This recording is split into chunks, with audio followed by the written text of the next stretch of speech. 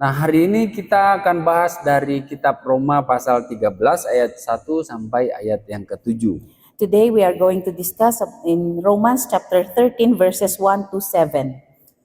Pada waktu pembahasan terakhir, Ibu Gembala memang sudah membahas itu, tapi kita mengingat kembali dengan membahas kitab Roma pasal 13 ayat 1 sampai yang ke-7 ini.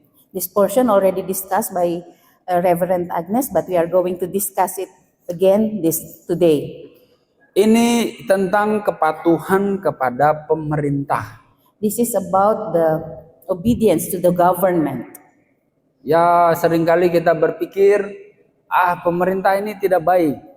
Ada hal yang buruk, orangnya melanggar, macam-macam dalam pikiran kita. Sometimes we think, government, we have bad government. They are doing bad things. Many things we have in our minds. Tetapi ternyata Alkitab atau kekristenan itu juga tidak tinggal diam tentang bagaimana pemerintahan itu. But we believe that Christianity, it's not being quiet about what happened with the government. Nah, hari ini kita akan membahas bagaimana seharusnya sikap orang percaya terhadap pemerintahan atau otoritas yang ada di atasnya. So today we are going to discuss about what should be the attitude of Christians toward government or authority over Christians. Kalau dalam judul pasal 13 ini disebut kepatuhan kepada pemerintah, tetapi saya memberi judul sendiri yaitu ketaatan pada Allah. This passage, the title given there is obey the government, but I will give the title for the sermon for today, the obedience to the Lord, to God. Bukan saya bermaksud menyalahi daripada apa yang sudah ditulis, tetapi saya melihat bahwa kepatuhan kepada Allah itu bentuk lainnya adalah kepatuhan kepada pemerintah. It doesn't mean that I did not honor the title given here by the Bible Association, but what I see is that the obedience to the government is the type of obedience to God. Mari kita membuka dari kitab Roma pasal 13 ayat 1 sampai ayat yang ke-7. Let us open from the Bible from Romans chapter 13 verses 1 to 7. Saya akan bacakan bagian ini untuk kita. I will read this for us. Demikianlah firman Tuhan. Tiap-tiap orang harus takluk kepada pemerintah yang di atasnya, sebab tidak ada pemerintah yang tidak berasal dari Allah, dan pemerintah-pemerintah yang ada ditetapkan oleh Allah. Sebab itu, barang siapa melawan pemerintah, ia melawan ketetapan Allah, dan siapa yang melakukannya akan mendatangkan hukuman atas dirinya. Sebab jika seorang berbuat baik, ia tidak usah takut kepada pemerintah, hanya jika ia berbuat jahat. Maukah kamu hidup tanpa takut terhadap pemerintah? Perbuatlah apa yang baik dan kamu akan beroleh pujian daripadanya. Karena pemerintah adalah hamba Allah untuk kebaikanmu. Tetapi jika engkau berbuat jahat, takutlah akan dia, karena tidak percuma pemerintah menyandang pedang. Pemerintah adalah hamba Allah untuk membalaskan murka Allah atas mereka yang berbuat jahat. Sebab itu perlu kita menaklukkan diri, bukan saja oleh karena kemurahan Allah, tetapi juga oleh karena suara hati kita. Itulah juga sebabnya maka kamu membayar pajak, karena mereka yang mengurus hal itu adalah pelayan-pelayan Allah. Bayarlah kepada semua orang apa yang harus kamu bayar. Pajak kepada orang yang berhak menerima pajak. Cukai kepada orang yang berhak menerima cukai. Rasa takut kepada orang yang berhak menerima rasa takut. Dan hormat kepada orang yang berhak menerima hormat. Demikian jauh pembacaan Tuhan, firman Tuhan bagi kita pagi hari ini. Nah, perlu diingat kembali, coba lompat ke situ. Perlu diingat kembali sebelum kita sampai Oh ya, sorry. Sebelum kita sampai di pasal ini, ada beberapa hal yang perlu kita ingat supaya kita tidak salah berpikir. There are several things we should be reminded again before we reach these chapters. There are chapters before that we should remember. Ya, saya mau mengingatkan bahwa ketika kita sampai ke pasal 13 ini, banyak hal yang seharusnya kita ingat dari awal. Misalnya, I want to remind us, when we reach this chapter 13, we should remember the previous lessons from the previous chapters. ya saya cepat saja. Dari pasal-pasal di awal atau pasal sebelumnya, disebutkan Tuhan itu sudah menampakkan dirinya, tetapi manusia tidak mau cari Tuhan. From the previous chapters, we learned that the Lord already revealed himself to human, but human did not want to recognize it. Manusia bukan mencari Allah, tetapi mereka menyembah kepada alam. The man did not look for the Lord, but they worship the nature. Mereka menyembah nenek moyang. They worship the ancestors. Mereka menyembah pohon. They worship the trees. Jadi Tuhan marah sama mereka. So the Lord did not like it. Semua manusia sudah berdosa dan layak dihukum. All men have sinned and they have to be punished.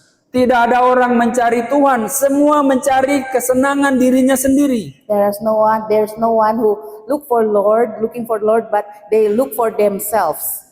Karena itu of themselves. upah dosa adalah maut. That's why the wages of sin is death. Maka kita semua ini terancam hukuman dosa. That's why all of us should be punished. Jadi bagaimana caranya? So now what should we do? Tidak ada yang mau yang baik, tidak ada yang mau kebenaran. No one wants the good thing, no one wants the truth. Maka oleh anugerah Tuhan, Dia memberikan Kristus supaya siapa yang percaya kepadanya tidak binasa melainkan beroleh hidup yang kekal. So by God's grace, He gave Jesus Christ, so whoever believes in Him will not perish. Maka kita harus memikirkan kembali, bagi saya, siapa Tuhan Yesus itu? So we have to think again, for me, who is Jesus? Apakah Dia juru selamat saya pribadi atau Dia Tuhannya orang lain? Is He my personal Savior or is He the other's God? Jadi coba pikirkan kembali, kalau kita bilang, ya Yesus itu Tuhan saya, Dia juru selamat saya, berarti kita umatnya Tuhan.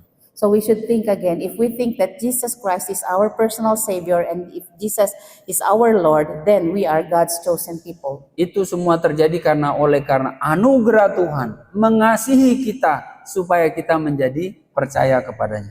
That's all because of God's grace, because He loves us and then He wants us to become His children. Kemudian maju sampai ke pasal 10-11 disebutkan semua dari Tuhan. Semua berjalan oleh Tuhan. Dan kemudian semuanya harus dikembalikan kepada Tuhan. So from chapter 10, 11, we see that everything happens because of God and everything happens and then everything should be for God. Jadi kalau kita sudah sampai di situ, maka kita bisa melihat diri saya ini bukan siapa-siapa. Saya dibuat oleh Tuhan dan saya harus hidup untuk Tuhan dan bagi kemuliaan Tuhan saja.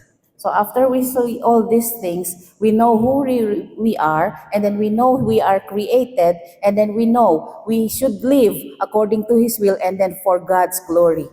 Oleh karena itu, masuk ke pasal 12, persembahkanlah tubuh yang sudah dikasihi Tuhan ini untuk apa itu? Untuk hidup yang kudus, yang hidup kudus dan berkenan. That's why in chapter 12, we should present our body, we should sacrifice our body as a offering for the Lord. Jadi ini harus kita ingat kembali bahwa tubuh kita ini bukan milik saya sendiri, tapi ini miliknya Tuhan. So we should always remember that our body is not by our own, but this body belongs to the Lord. Oleh sebab itu, apa yang mau saya makan, apa yang saya lakukan dengan tubuh ini, harus saya pikir-pikir, ini miliknya Tuhan, jadi harus digunakan dengan sebaik-baiknya. So I should be very careful. Whatever I will eat, whatever I will do, I will use my body according to God's will. Jadi tubuh kita itu sebagai persembahan yang hidup, kudus, dan berkenan. So our body is a living sacrifice, holy and acceptable to the Lord. Nah, karena itu, bagaimana sikap kita terhadap sesama, sikap kita terhadap pemerintah, itu yang sekarang kita bahas. So how our attitude towards our neighbors and then towards the government, that's what we are going to discuss today. Nah, kita lihat di situ sebagai Allah adalah pusat ketaatan kita. So from there we see that God is the source of our obedience. Jadi sekali lagi, Allah itu pusat dan sumber segala otoritas. So God is the source of our obedience and God also is the source of all authority. Ini harus ada di dalam pikiran kita juga bahwa segala apapun kekuasaan, kekuatan yang ada di dalam dunia ini miliknya Tuhan. So we should always remember that every power, every authority is God's. Sehingga segala sesuatu itu harus kembali kepada Tuhan. So that everything should be returned to the Lord. Harus memuliakan Tuhan. Should glorify the Lord. Sehingga kalau kita bisa lihat dari situ, oh ternyata hanya Tuhan saja, berpusat pada Tuhan saja kehidupan kita itu. So when we see this, we know that our life should always be centered on God. Yang The berikut, center of our life. ya, yang berikut pemerintah sekarang. Next is about the government. Pemerintah di situ saya tuliskan ditetapkan oleh Allah sesuai dengan ayat-ayat ini sudah kita baca. So we see there that the government is ordained by God. Pemerintah juga disebut adalah hamba yang melaksanakan hukum Allah. It's also said that government is God's servant who make sure that the God's law is being done. Mungkin mulai menyala dalam pikiran kita, kalau pemerintahnya jahat bagaimana? Maybe we will think, if we have bad government, what should we do? Kalau mereka membunuh bagaimana? If they kill, what can we do? Kalau mereka korupsi bagaimana? If they do corruption, what should we do? Pada waktu kitab Roma ditulis, When the book of Romans was written, ya, Paulus sedang ada di dalam penjara. Apostle Paul was in jail. Dia dipenjarakan oleh pemerintah. He was put in jail by the Roman government. Dan kaisar yang sedang memerintah pada waktu itu adalah Kaisar Nero. And the Caesar is that time is Nero. Kalau lihat di HP atau di mana lah, siapakah Kaisar Nero? If you search on your cell phone, who is Caesar Nero? Dia adalah kaisar yang jahat, sangat jahat dibandingkan kaisar-kaisar yang lain. He is the most evil Caesar. Dan pemerintahan pada waktu itu adalah kekaisaran. Jadi kaisar yang punya kewenangan tertinggi. So the Caesar is that time Caesar is the otoritas tertinggi. Have the highest authority. Dan bentuk kekaisaran itu bukanlah demokrasi. Then kekaisaran. And then the rulers that time is not about democracy. Tidak seperti negara-negara kebanyakan sekarang. Not like the countries now. Tetapi Paulus bilang semua pemerintahan itu ditetapkan oleh Allah. But Apostle Paul said that all government is being ordained by the Lord. Oke, kita mundur lebih jauh lagi. Pada zaman Tuhan Yesus, itu Tuhan Yesus mengikuti semua proses peradilan, proses hukum. Tuhan Yesus ikuti saja. So when the time of Jesus, Jesus gone through all the process, the trial process of government. Padahal kepala pemerintahan atau gubernur pada waktu itu adalah Pontius Pilatus. And the governor of that time is Pontius Pilatus. Dia seorang gubernur yang juga jahat. He is the bad governor. Di antara semua gubernur yang memerintah di Israel atau di Yudea dan sekitarnya itu, dia termasuk gubernur yang paling jahat. Compared to other governors, he is the most evil governor that time. Dan Tuhan menunjukkan ketaatannya kepada pemerintah. And the Lord Jesus showed the obedience to the government. Tidak terbayang ya, kalau Tuhan hadir di situ lalu, oh ini gubernur salah. Oh ini tidak, kaisar tidak benar. Kira-kira bagaimana? Tapi dia tidak buat itu. I don't know how to imagine if the Lord Jesus was that time and then will point, okay, you are wrong. Governor, you are wrong. And then all the Caesar is wrong. I don't know what will happen, but the Lord Jesus did not do that. Tuhan Yesus menunjukkan ketaatannya sejak mulai di sidang sampai terakhir divonis, sampai paku menembus. Itu dia taat saja karena itu peraturan yang berlaku. The Lord Jesus obeyed all things happened even from the trials up to the crucifixion. The Lord did not. The Lord obeyed the government, the process, all the process. Jadi ketika saya berpikir ini, saya berpikir cukup keras sekali. Karena satu sisi kita berpikir, ada pemerintahan yang jahat, kenapa saya harus ikut? Tapi dari satu sisi firman Tuhan bilang, taklukkan dirimu kepada pemerintah. I really struggled when I think about this. On one side, why there is a bad government, but from the other side, the Bible said that we should obey the government. Jadi yang jelas di situ Alkitab mengatakan, semua pemerintahan itu mendapat otoritas dari Allah untuk memerintah masyarakat, termasuk orang Kristen. So from this chapter, we learn that the government, all government is ordained by the Lord, and then is given authority by God to rule over all people, include Christians. Sehingga pemerintah, baik dari atas sampai ke bawah, RT dan seterusnya, adalah hamba yang melaksanakan hukum Allah. So all the governments from the highest up to the lowest one, there are God's servants who are doing God's rule. Dari sini saya berpikir, memang jemaat Tuhan di sini masih ada yang muda, ada yang sedang kuliah. Suatu hari, kalau pergi lalu ada jabatan apapun itu, jabatanmu itu, kamu harus pergunakan itu dan ingat bahwa itu dari Tuhan, otoritas itu. So for all of you here, maybe yes, you are still young here, but maybe one day when you are in the position of government position, always remember that your position, it came from the Lord. Authority came from the Lord. Waktu kita jadi guru, kita punya otoritas atas murid-murid. When we became teacher, we have authority over our students. Waktu kita jadi kepala sekolah, jadi kepala dinas, kita punya otoritas atas orang-orang di bawah kita. When we become the principal, when we become the head of the education department, we have authority over people below us. Atau apapun itu jabatan kita punya otoritas sehingga ada yang perlu kita atur.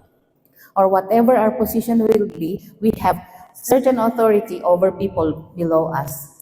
Pada waktu itu nanti terjadi, ingatlah bahwa otoritas yang kita punya itu dari Tuhan. Kita bukan Tuhan yang memiliki otoritasnya, tetapi Tuhan yang memberi kita otoritas untuk mengatur orang-orang di bawah kita. So when that time come for us, should always remember that the authority we have, it came from the Lord. We are not the Lord who have the authority, but we are doing. But the Lord gave us authority to have authority over people. Kita tidak bisa mengatakan, "Woi, saya yang paling berkuasa di sini." We cannot say, "Oh, I'm the most powerful man here." Bisa jadi, tapi kamu bukan Tuhan. Yes, you may be, but you are not the Lord. Kuasa itu dari Tuhan datangnya. The power came from the Lord. Maka hati-hati. So be careful. Ketika kita menjabat apapun, ingatlah bahwa otoritas itu walaupun kita di pemerintahan sekalipun, itu datang dari Tuhan. So we should always remember, even though we are in the government position or whatever, we should always remember that authority came from the Lord.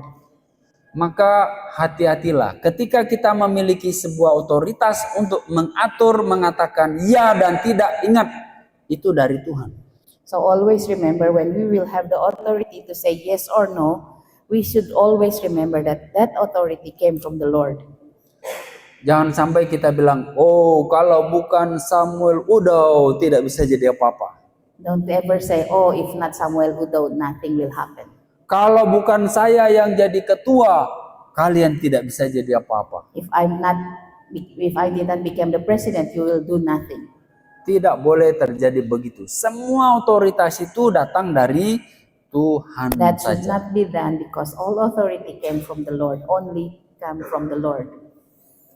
Sekecil apapun tanggung jawab atau jabatanmu, ingat itu dari Tuhan.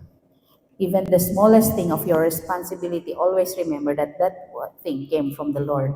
Maka dari situ kita belajar bahwa kita semua ini adalah hamba Tuhan. So from that point, we will come to the realization that all of us are God's minister, God's servant. Selalu saya katakan, pendeta, badan pengurus jemaat, evangelis, itu hamba Tuhan, lalu yang lain tidak. Bukan. Don't you think that only the God's servants are only the preacher, the pastors, or all the deacons? No, all of us are God's servants.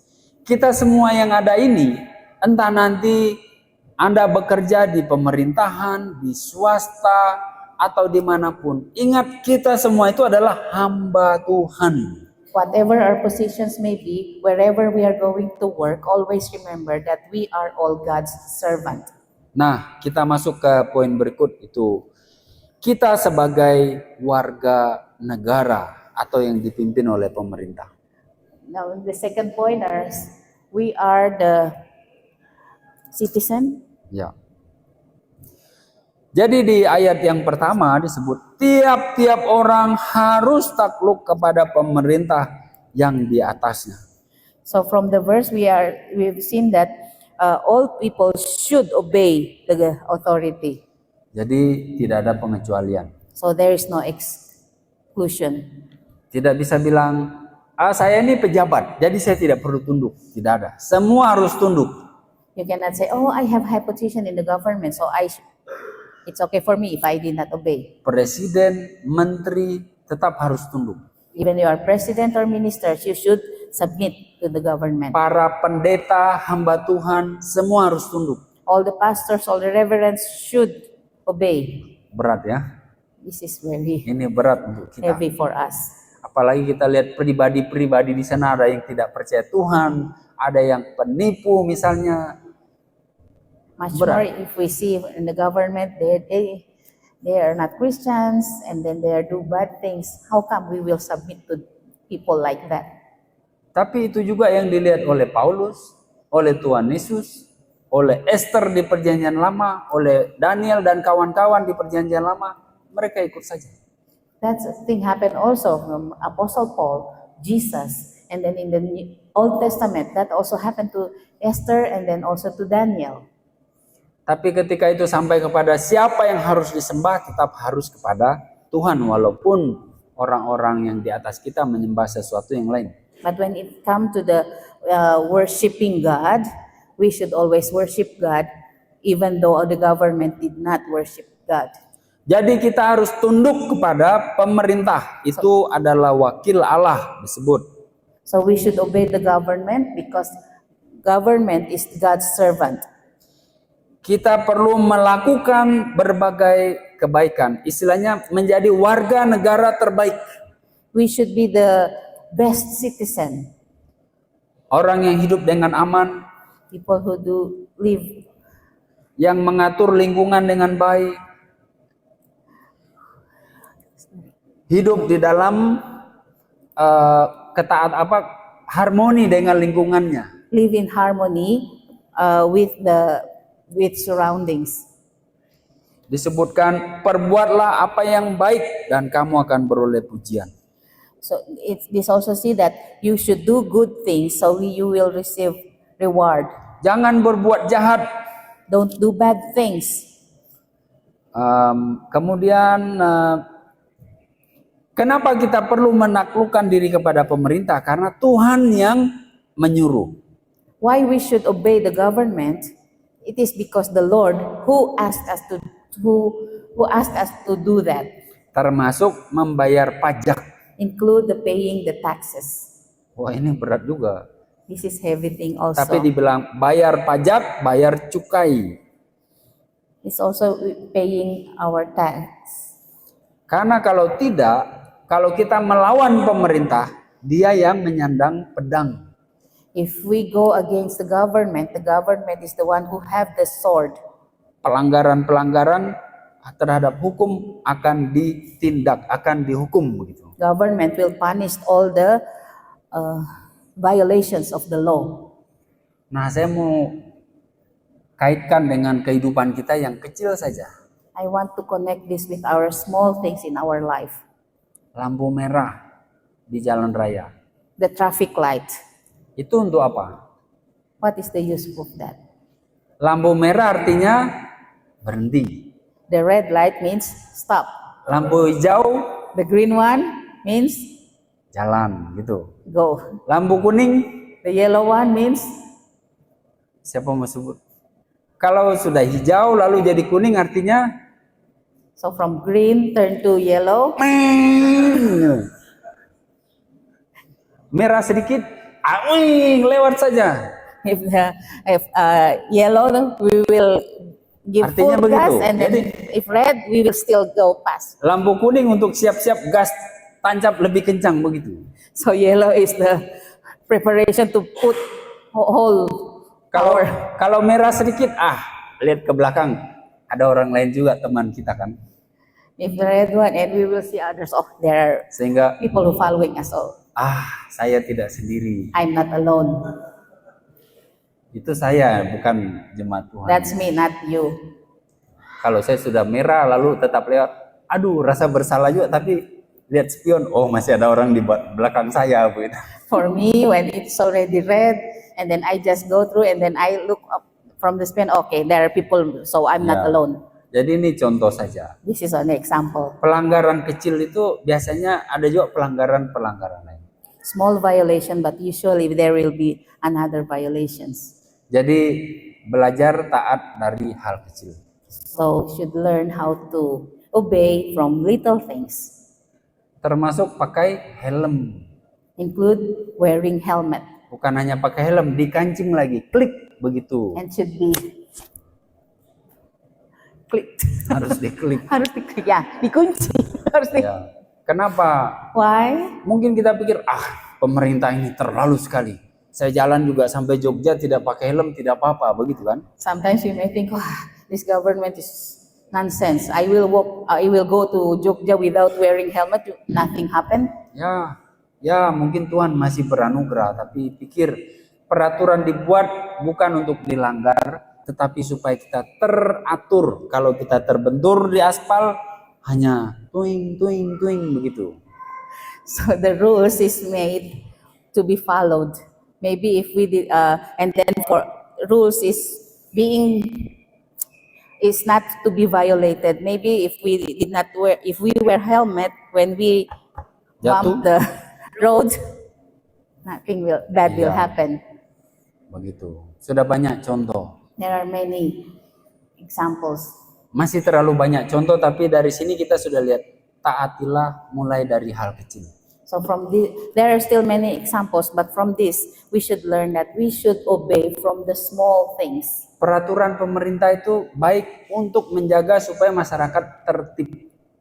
The government regulation is being made so that we will live in teratur. What is teratur? Sorry. Ya berlangsung sesuai dengan rencana lah. Okay. Jadi kembali ya, orang Kristen adalah warga negara yang baik. Christians is the good citizen. Kita bukanlah yang melawan atau mengganggu orang lain. We are not those who will do bad things or will annoy people around us. Jadi nanti orang akan bilang, oh itu anak bagus hidupnya karena dia pergi ke Alpha Omega, begitu kali ya, karena diajar tentang taat sama pemerintah gitu ya. So maybe people will say, oh, he is a good man because he went to Alpha Omega Church. Jadi saya ulangi kembali bahwa pemerintah wakil Allah, tetapi Allah di atas pemerintah. Siapapun ada di situ, taatlah kepada Tuhan saja. So I will repeat that government is God's servant, and then the authority came from the Lord. So we should obey the government. Dan kita sebagai warga negara hidup sesuai dengan peraturan pemerintah yang berlaku supaya kita sejahtera. Bahkan kita disuruh mendoakan kota di mana kita tinggal supaya ada damai sejahtera. So we as citizens, we should obey the government, and also we should pray for our government. Mari kita berdoa.